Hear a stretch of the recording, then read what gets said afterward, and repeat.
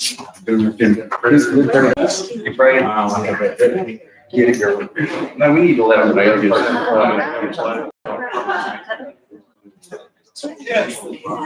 Excellent.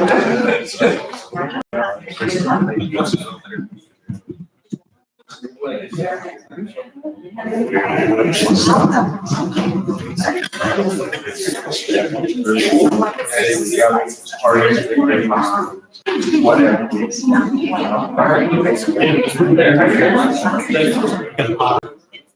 We're loud. Is he on? Yes. We'll call the Lamar County School District Board meeting to order for Monday, March 6th.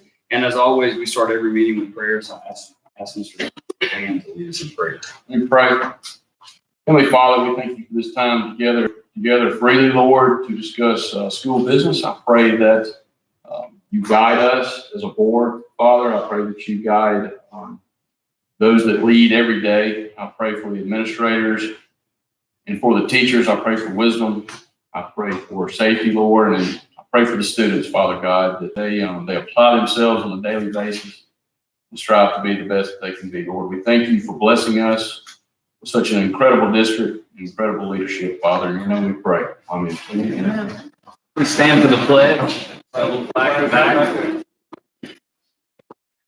I pledge allegiance to the flag of the United States of America and to the republic for which it stands, one nation, under God, indivisible, with liberty and justice for all.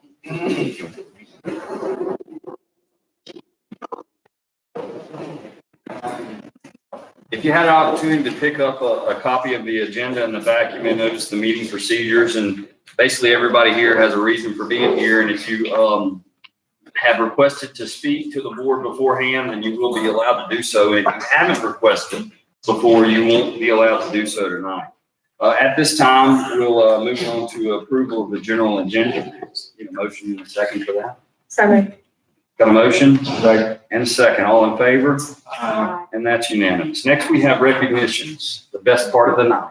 There comes Dr. Gray. He's running up here. He's all excited. Very much so. Good evening. Dr. Hampton, ladies and gentlemen of the board, very excited to recognize the outstanding accomplishments of our students here in the Oak Grove area, specifically at Oak Grove High School. And I am going to ask Oak Grove High School Principal Helen Price to join us as we recognize students and faculty from her campus.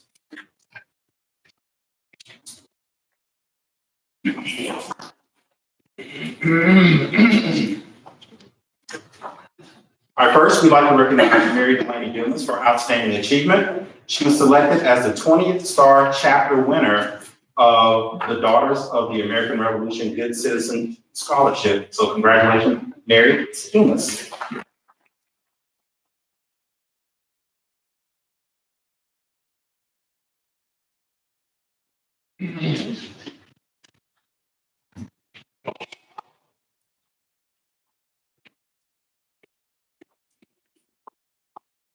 All right, next we'd like to recognize Abby Williams, who was the recipient of the 2022 Heisman School winner.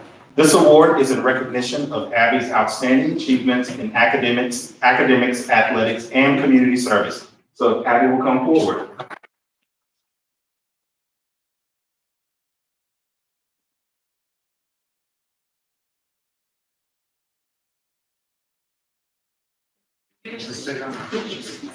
All right, we're proud of our teachers from Oak Grove High School who achieved national board certification. National board certification, as you know, is the most respected professional certification available in education and provides numerous benefits to teachers, students, and schools. It was developed to retain, recognize, and accomplish teachers and to generate ongoing improvement in schools nationwide. We had 7 teachers from Oak Grove High School to earn this recognition, so those teachers would come forward. First, we have Jamie Maddox.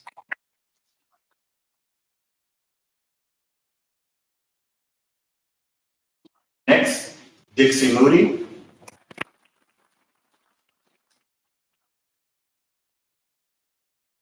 Jamie Morrison.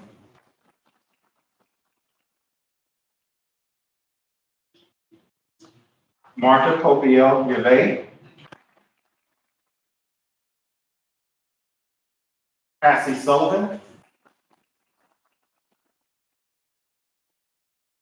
Jerry Whitecotton,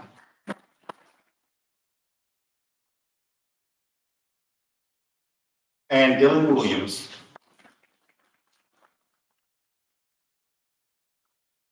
So I'd like to point out before we move on that, at last count, correct me if I'm wrong, where's the section, is 115, 125 added these in this time. So 125 faculty and staff in our school district have national board certification teachers. So that's a huge honor for us to have such quality teachers in our district. It speaks volumes to the dedication our staff has to going further with their education and being more prepared to teach our students. All right, next we'd like to recognize Caitlin Chandler, who was selected to participate in the 2022 101st National 4-H Congress in Atlanta, Georgia. She was awarded this trip for her outstanding accomplishments in the Mississippi 4-H program and will be part of a 12-member delegation at this national event. Congratulations.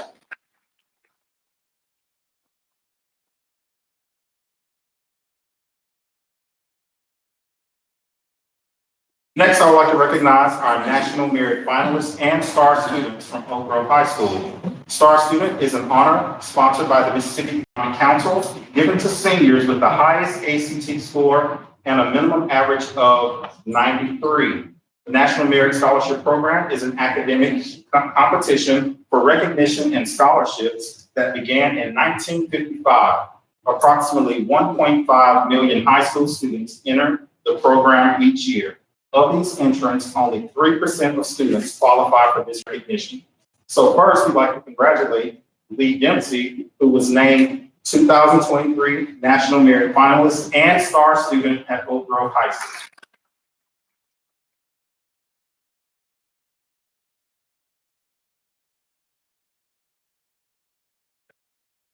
All right, Lee, just stay there. All right, yes, sir. All right, the STAR student also designates his or her STAR teacher. Oh, okay. The STAR teacher is, in the STAR student's opinion, the person who has made the greatest contribution to the student's scholastic achievement. Lee has selected Ms. Andrea Clark from Oak Grove High School as his STAR teacher.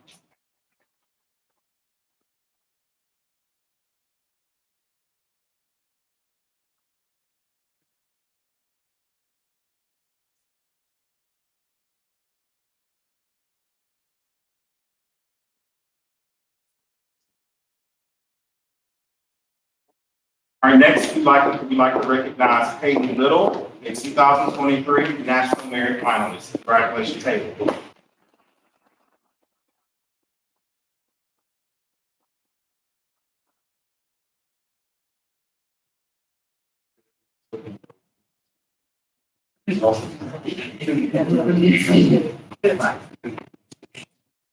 Next, we'd like to congratulate Yolanda Need, 2023 National Merit Finalist and 2023 STAR Student at Oak Grove High School.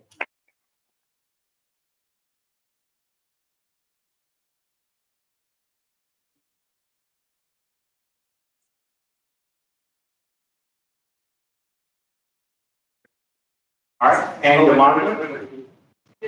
Sorry. So Phil. Wait, Yolanda, come back. Oh, yeah, that's right. All right, Yolanda has selected Ms. Susie Welch from Oak Grove High School as her STAR teacher.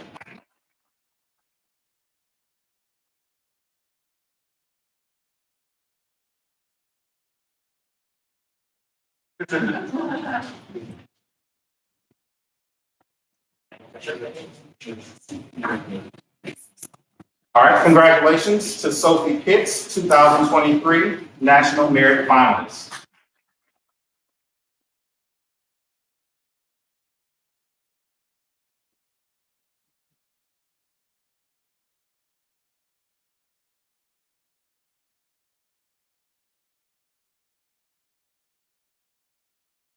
And congratulations to Jeremy Posey, 2023 National Merit Finalist.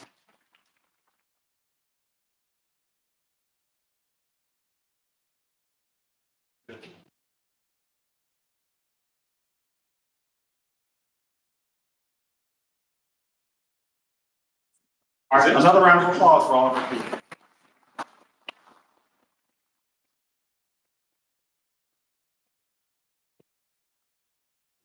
Yes. Very good.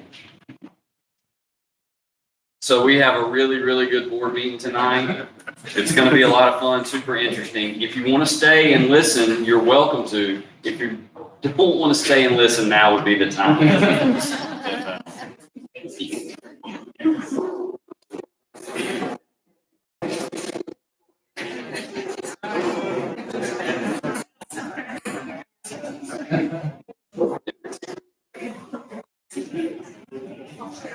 Yes.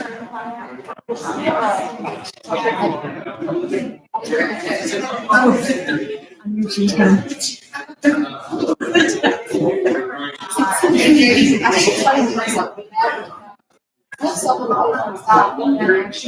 can shop. Sometimes you have some that, well, some that are very intellectually gifted, some that are very motivated as well. Sounds like my son. Yeah, I understand. That's long girl. Yeah. Yeah, girl. Pretty okay, huh? I get there almost now. Okay, next, moving on, we'll, need a motion in a second to approve the February 13th, 2023 minutes. Second. Got a motion and a second, all in favor? Aye. And that's unanimous. Next we have approval to approve the February 24th special call minutes. Got a motion and a second, all in favor? And that's unanimous. Next, number 7, approval of monthly financial report for January of 2023. So moved. Second. Got a motion and a second, all in favor? And that's unanimous. Next, we have a strategic planning update. All right. I'd like to introduce Scott Lewis and Dr. Hutto, Dr. James Hutto. They're with the Impact Education Group. And I'd also, everybody that's left mostly are the ones who were served on our strategic planning committee. And we had 2 days that were fantastic. There were some tough times. We had some good, deep conversations, but it was a wonderful time for us to come together. And I do appreciate extensionally in the school board due to family not able to make it. But I'd like to bring y'all up and go ahead and if you want to talk to the board about kind of what we accomplished and where we are and where we're going. I sure will. Thank you so much. We appreciate, first of all, you allowing us to be a part of this. It was really, I was talking to Ms. Hempelin before the meeting, really a rewarding 2 days. I really enjoyed it. Some of these, we've done strategic planning in a lot of districts around the state, and there's varying degrees of pleasure I've got from doing that. This was really pleasurable to be a part of it.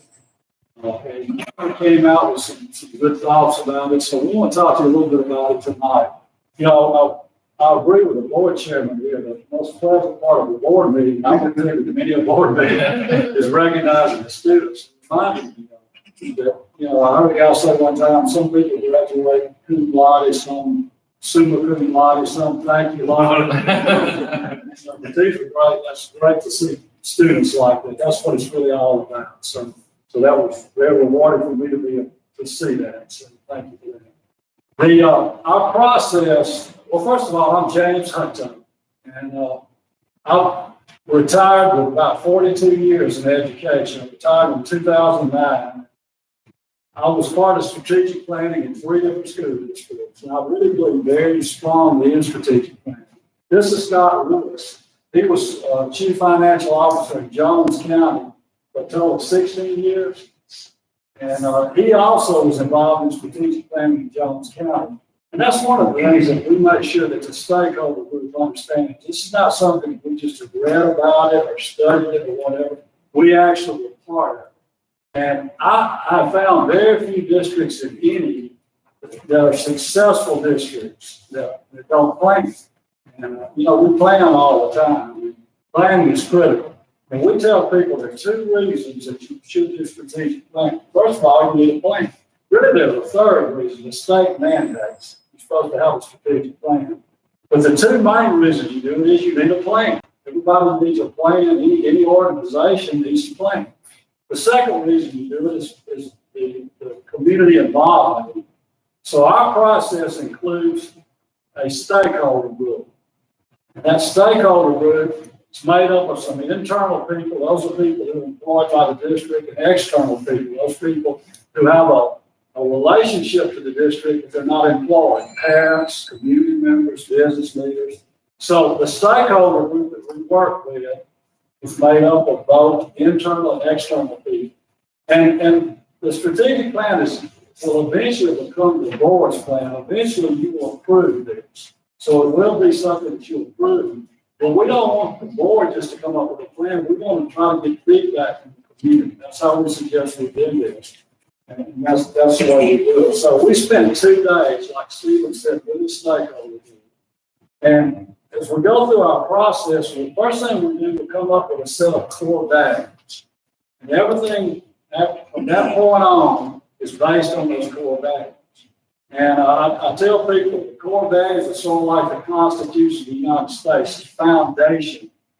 Well, there's only been a small number of amendments to our Constitution. It's very hard to amend it. The same thing with these core values. These core values say who we are and what we believe. After the core values, we come up with a mission statement. What is our mission? You know, you're an educational organization, so your core business is teaching and learning. What is your mission?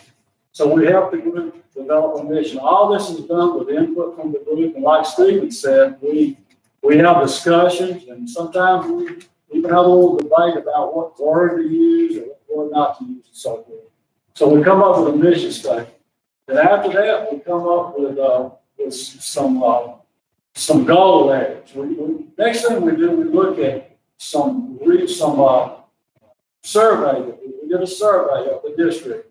We surveyed students, teachers, parents, and community members.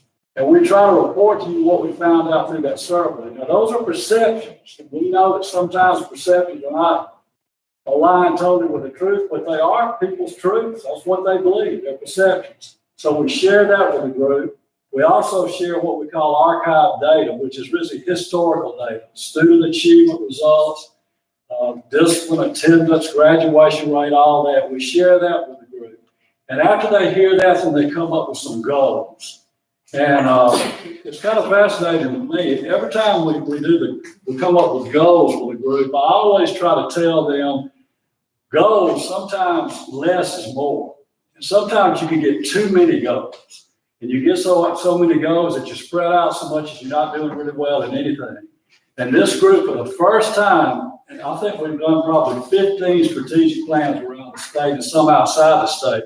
This is the first time we've ever come up with 3 goals. Usually districts allow 5 goals. That's what they usually like. But you came up with 3, and I'm very pleased with that. And we're going to share all this with you in just a second. So after we come up with those goals, goal areas, that's where we are right now. Then we'll bring the group back together after we present to you tonight, and we'll come up with goal statements. And then from those goal statements, we'll come up with some suggested strategies.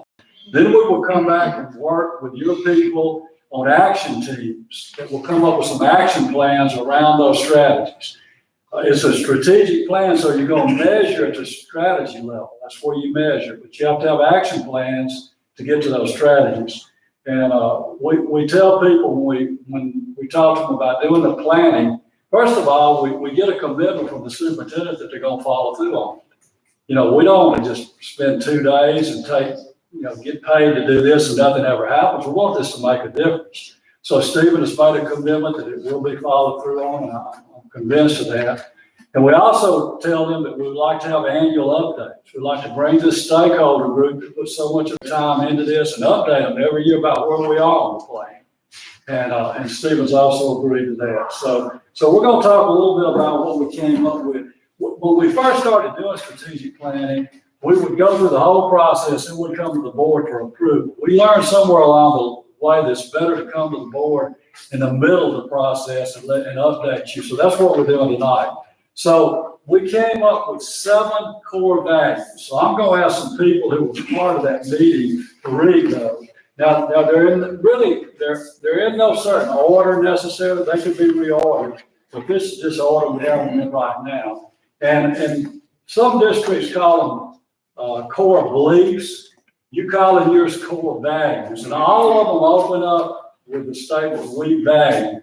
And so I'm gonna ask, some people to read those. No, can I make, because we had a long discussion about using beliefs or values. And there's things that you can believe, don't mean you agree with it, don't mean you value it. So we really stuck on that value. This is what we value. And so that was one of those moments that I think that we had some good discussions, and it was a group consensus of that, is that we don't just believe these, we value these things. And so it made it deeper and richer for us. I just wanted to point that out. You know, I've read or heard that the ancient Hebrews thought that words had power, that were living and alive. And I believe that words are very important.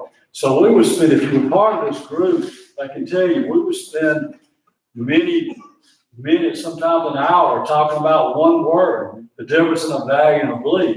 And I think Stephen made the point that value is a higher level than a belief. You can believe something and not value it. So you're going with values, which is really unique. Most of our districts don't do that, so I like that too. All right, let's do number one. We value the inherent worth of each individual. We value positive relationships. We value collaboration. We value safe learning environments. We value equitable opportunities. We value high expectations and personal accountability. We value lifelong learning. Scott and I were talking about this. You know, we've heard many of these or similar statements like that. The one that really sticks out, they're all great, they're wonderful. And if you can make every decision based on beliefs like that, you know, board meetings, when I was superintendent, we would open every board meeting with our mission statement, because you could easily get lost sometimes in board meetings and really forget what's important. And, you know, keeping the best thing first and all that, many times you get lost. So it's important. But if we can make every decision based on these core values, I mean, just think about how important that would be. The one that we lit on that we thought was pretty unique was number 6 on this list. We value high expectations and personal accountability. There's a lot of power in that. This district is one of the best in the state. You know that. It's been like that for a long time. You didn't get that way by not having high expectations of your employees, your students, and everybody in the organization. And you didn't get that way without holding people accountable. And I think that's very powerful. But those are the core values. Now, the mission statement, after we do the core values, we come up with a mission statement. By the way, you had a strategic plan in place.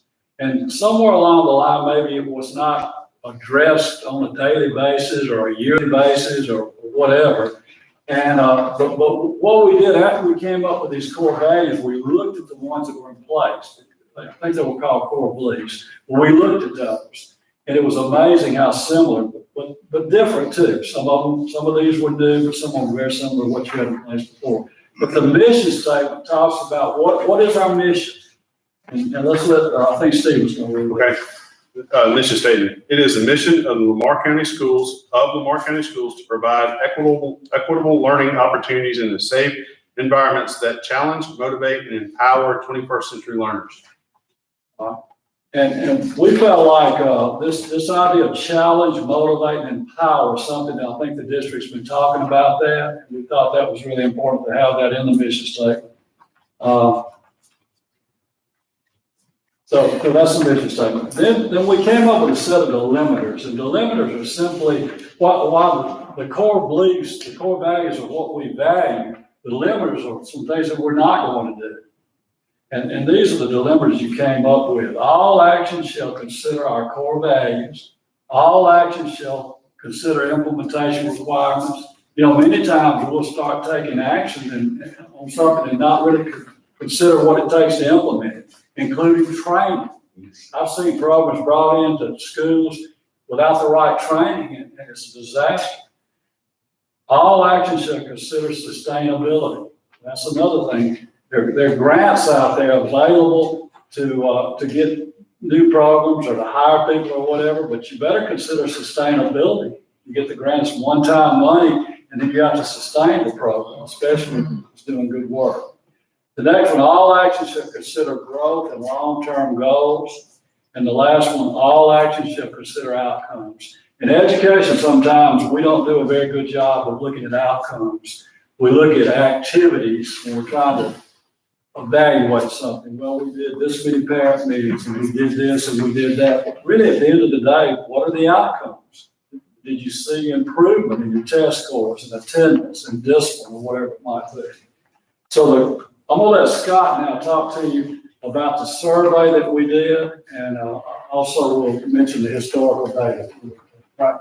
So you also received a report of the survey. I really want to congratulate you as much as anything is that you had 6,621 responses to the survey.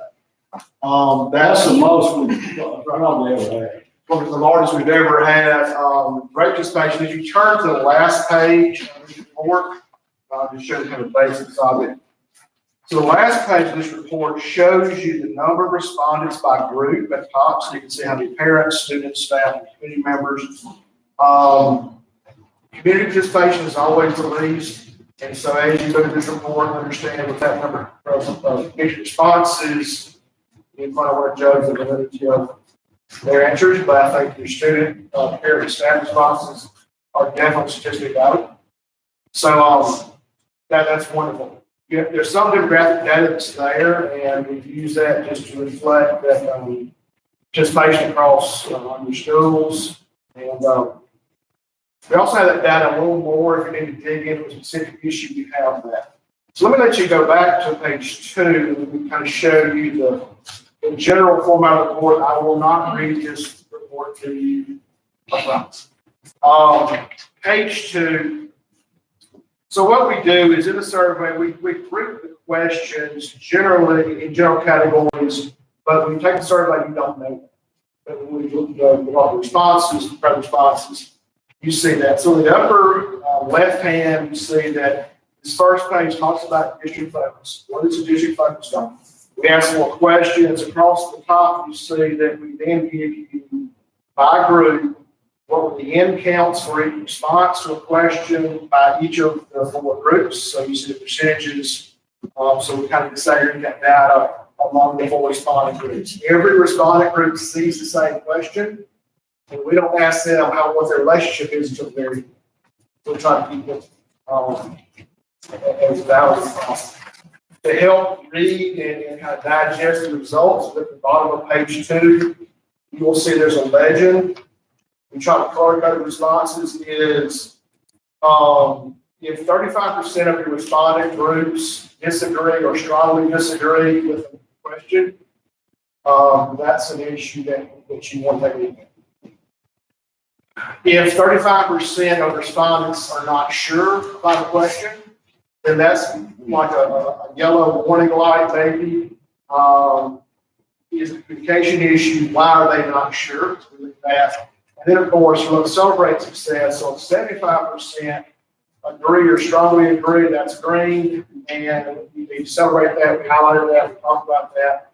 So, in summary of your report that you can look at, at your leisure in detail, you got a lot of green. Very, very, very little red. You're doing a good job. But from our looking at results, you're going to see, as you look at it, you'll see something that kind of comes out as this thread comes through about kind of social and personal well-being. Okay. You do a great job instructionally, you do a great job in educating students, but you're going to see this thread about making sure that we're going to address the well-being of our students, well-being of our staff. So you'll see that thread. And as we talk about back to our goal areas on a single page, one of those did become a major area of street. So I will let you look at that data, or if you have a question right now. With the group, the members of the group that are here tonight, as I could have said, you identified 3 goal areas. Now, in our process, goals are not quantitative. It is, we want the best one. The joke we use is, I want Delta Airlines to, their goal to be to successfully and safely land all flights. I want Delta to say we're going to successfully and safely land 98% of the flights. I don't. Okay.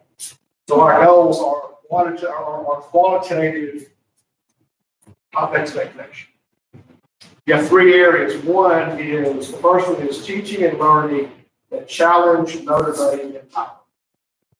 That's the core business of a school district. So that's going to be, of course, a primary goal in the future.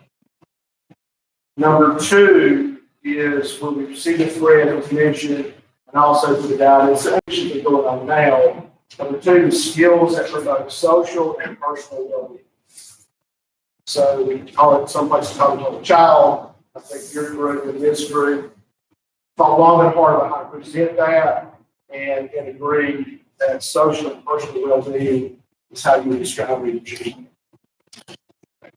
And number 3 is everybody's always worried about safety, and safety is a very broad term. But number 3, the group decided we call it the 3 21st century learning environments. And what those may look like and how encompassing that goal area may be. But of course, the learning environment is good. School building does. There was a conversation that came up about facilities and relief. What's the question? I was just saying that we had part of that 21st century learning environment was the need. We had a conversation about the dated facilities that we had and the need to look at some of the upgrades in the facility. And see what you've done. You've got 3 goals, which I like a lot. But now those goals are broad.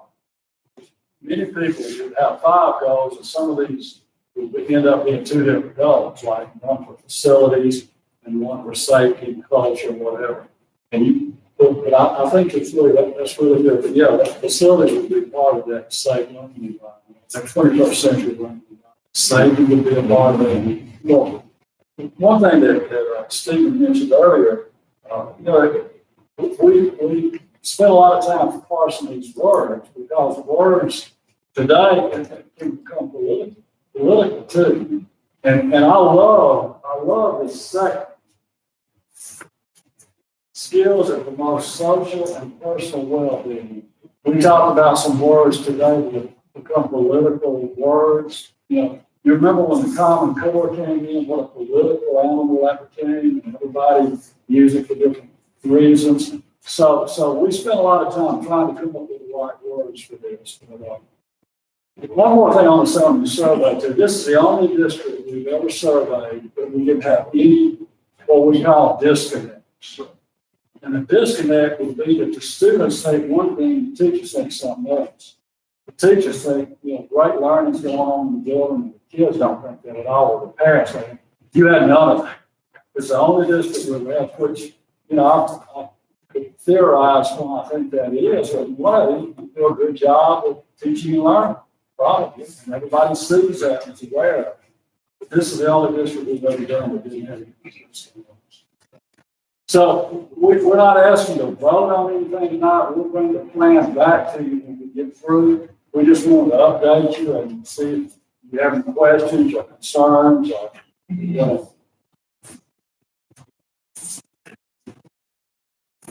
Thank you, guys. Thank you, Ms. Henshaw, for help. Yeah, Ms. Angela was a vital part of this, no doubt about it. I don't just sit out of that.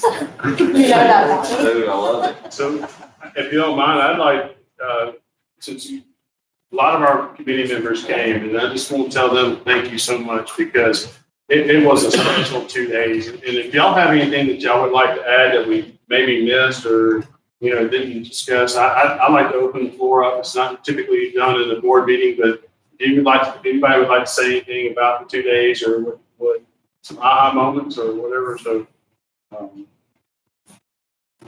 feel like you have to. But no, I just, it was a very good 2 days. It was a good group. Everybody's opinion was respected in their comments, and we valued everybody's perspective. If it was a parent, a principal, we had three student members three student members that were I'm helping Jim up good. They did a great job. They were in there. They were presenting and doing all the things. They were great. So, You know, and I tell people, we really encourage districts to have students on this group because they know what's going on. They know more than anybody. And inevitably, we'll be dealing with something and somebody will say, well, let's see what our students think about this. Because they know, they're there every day. They can tell you what's going on. They know who's doing well and who's not doing so good and all that. So that was good too. It was really a good two. So the next step of the process briefly is we have these three statements, these three goal areas identified. The group will then come back and write probably a paragraph or so that describes what this means and what they intend by this end. We call those goal statements. The second thing we will do is then we kind of get to the work of the process is we say, well, if we want this, we have to address what? We call those strategies. So as you look at these three things, and you may have ideas, you say, if this is what we want, this is what we expect, we have to address what? Once we identify those things, then we start, so we have to address what? Then the next level is we create action plans, which are sequential, step-by-step processes that says, if we have to address this and we're going to implement this, what's step number one we're going to do? What's step number two? All the way from brainstorming, identifying, buying, selling, whatever, training, evaluating, celebrating. So we then go through the full process of if we're going to do this, what is the sequential actions all the way from got an idea through full implementation and sustainability that we talked about recently. Any questions? Awesome. Thank you all very much. Thank you. Your Honor, now, if y'all want to stay for the rest of the meeting. Oh, yeah, these guys. Yeah. If y'all want to leave, you can. It's great.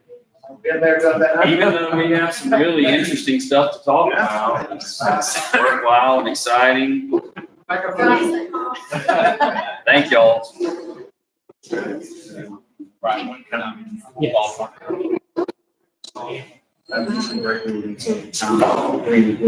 Thank you.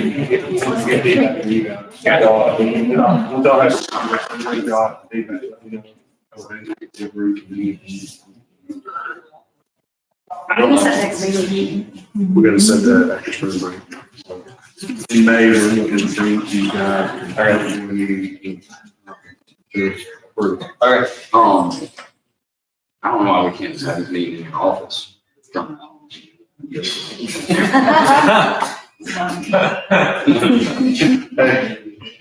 Moving forward. Quality, not quantity.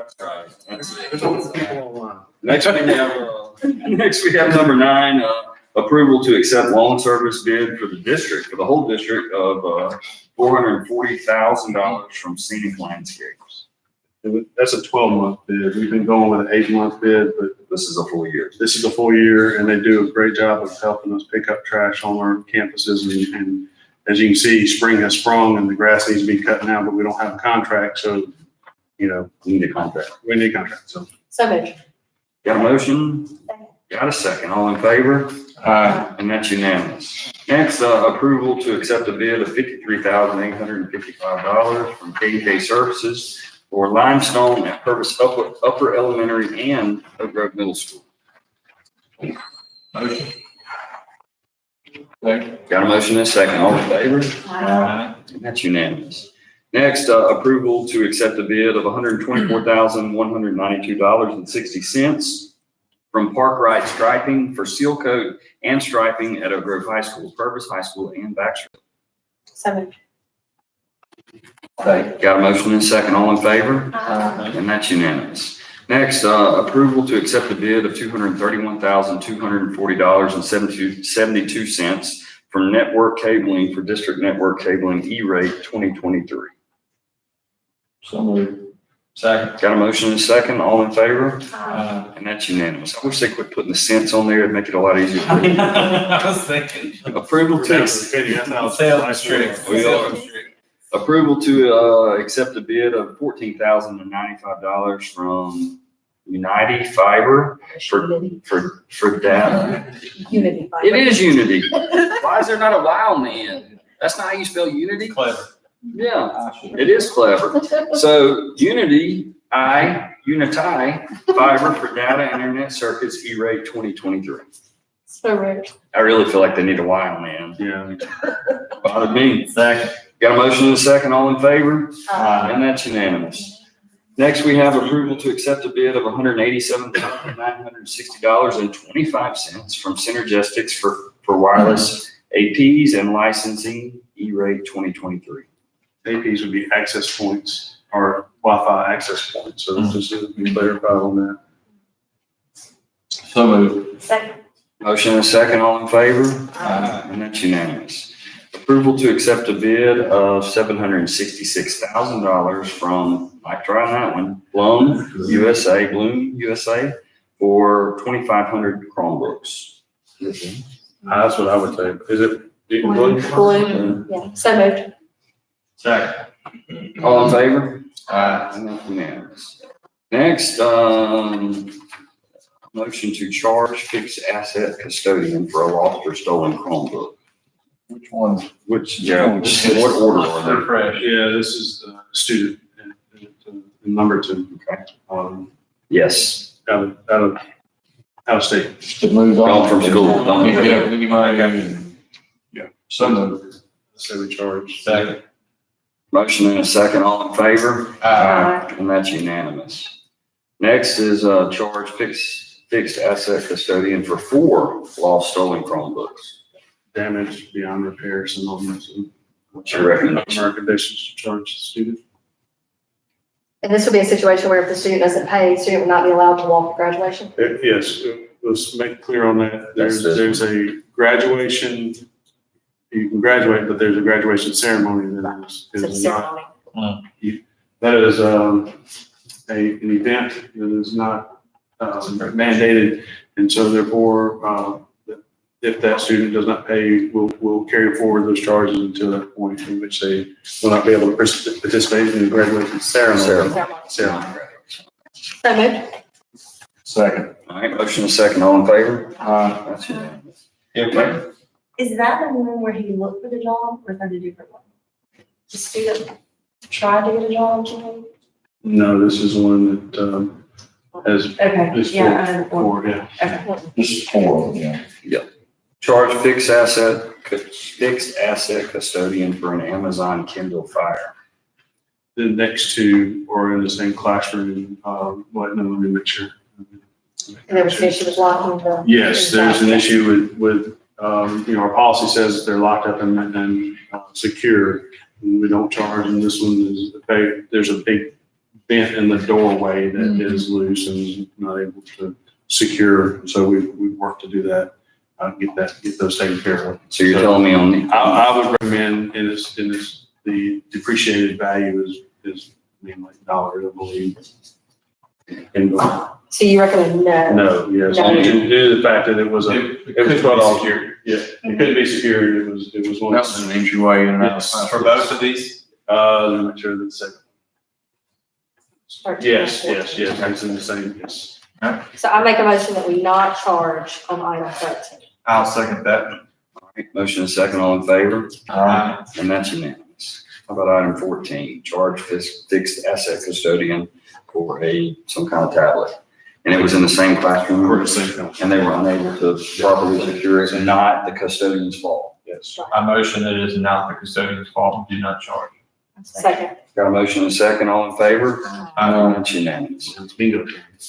Approval of policies for review with no change recommended, IDPF, II, JBCCC, JBDB, JCA, JCB, JCBA, JCBB, JCBD, JCBE. I didn't get it. I knew somebody was going to say it. I knew you were ready. So So moved. moved. Policies with no change. Got a motion and a second since you both moved, so all in favor? That's unanimous. Approval of change to policies JCAA and GBA. This was a change. Minor changes, one, very much. So moved. Name. Second. Motion and second, all in favor? Aye. And that's unanimous. Approval to purchase 1.52 acres from Mr. Darrell Smith for $65,932. That's impervious behind the Vocational center, Vocational. right behind the vocational center. It's going to give us some opportunity for our JRTC, NDCC program to be able to have some room to do their obstacle course or radar competitions. Yeah. Among other things, it's just going to be able to expand outward for us. There's no ingress, egress, it's landlocked, and so, we just appreciate Mr. Smith being able to work with us on some area that we need vitally. Aye. So moved. Second. All in favor? Aye. That's unanimous. Next, we have 16th section land manager matters. Yes, comes out of nowhere. It's like Batman behind the curtain. before you see it. That's right. I'm good with all these. Mr. President. Thank you, sir. All right, the first item I have is to approve assignment of lease number 709 from Joshua and Ashley Hughes to Terry Hughes. So moved. All in favor? Aye. Unanimous. Next item is to approve assignment of lease number 688, 689, and 690 from Alvin Williams to Thomas Edward Williams. So moved. Second. All in favor? Aye. And that's unanimous. Next item is to approve assignment of lease number 613, Clark Levi to LPL Financial. So moved. Second. And a second. All in favor? Aye. Unanimous. Last item is to approve the cancellation of lease number 875 to Oak Grove Booster Club. This was the school, just the land that it sits on? Correct. So moved. Second. All in favor? Aye. Unanimous. Thank you, Mr. Harless.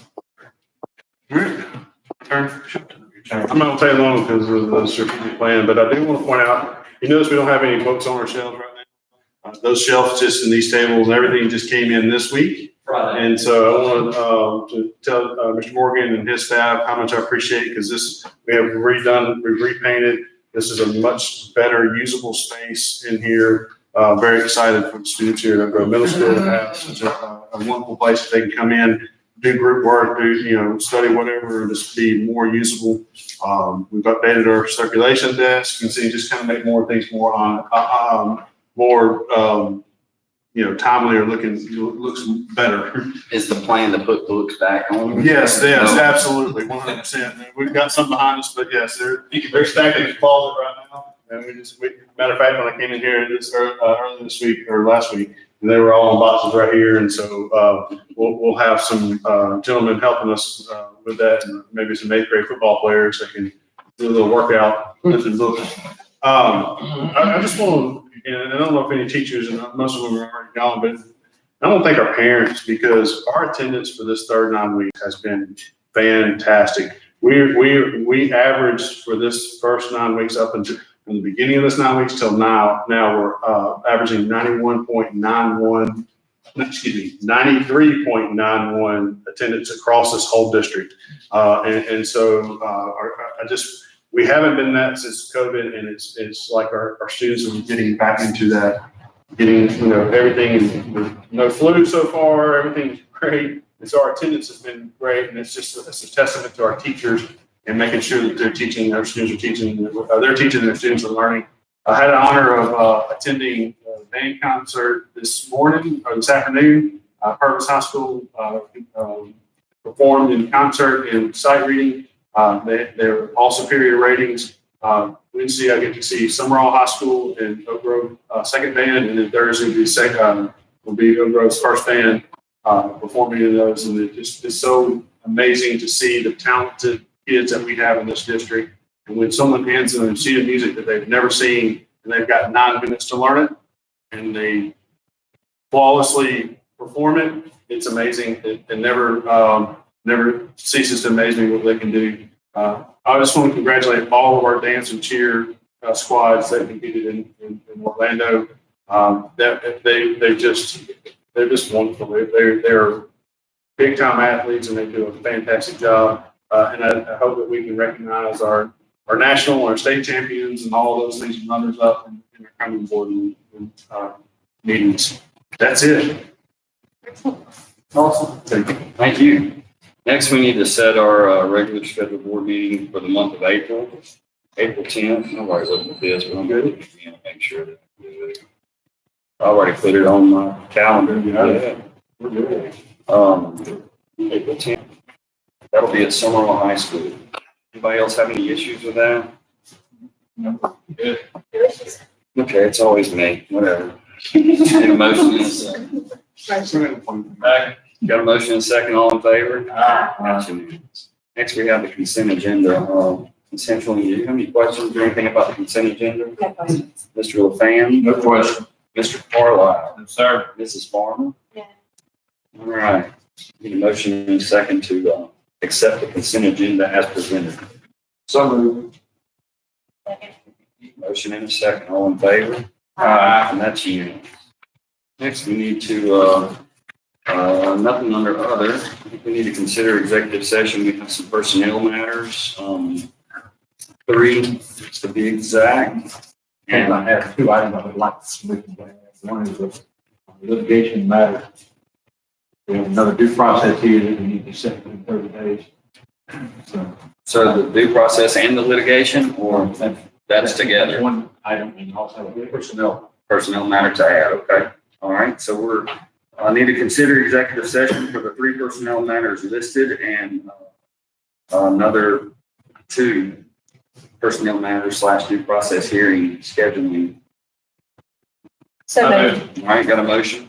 All in favor? We got a second? All in favor? Aye. Unanimous. Next, we need a motion to enter executive session. Motion. Motion. Second, all in favor? Ladies and gentlemen, we're in executive session.